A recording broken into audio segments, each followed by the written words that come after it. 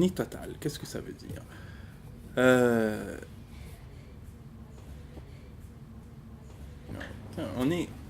On n'est pas juste une petite société française, on est Total. Mais j'essaie de le dire en peu de mots, mais c'est intéressant de considérer que Total aujourd'hui est la synthèse de trois sociétés qui ont chacune leurs compétences spécifiques, leur culture et leur champ d'action propre. C'est vraiment, j'y reviens.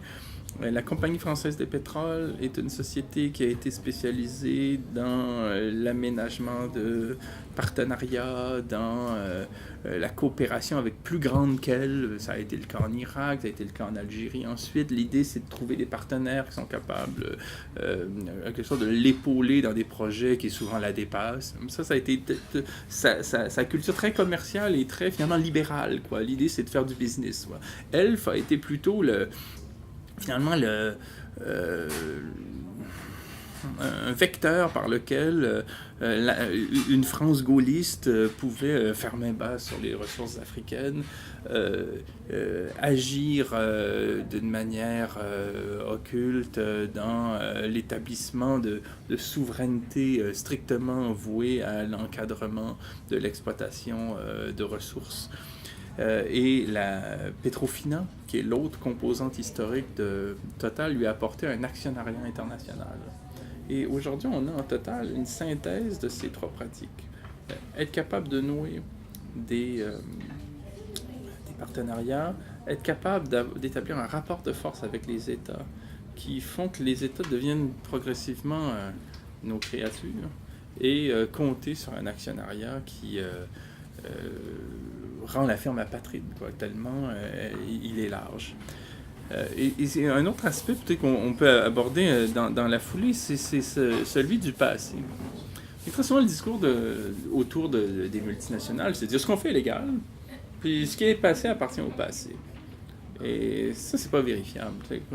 Le passé n'est pas encore passé. Le passé d'une firme, c'est-à-dire profiter de telle intervention militaire d'un État complice, profiter de l'endettement odieux rendu possible par un État complice ou des institutions internationales complices, profiter de guerres civiles qu'on a alimentées soi-même, profiter d'externalités comme des faits de pollution massive, profiter du travail forcé auquel on a contraint des populations entières.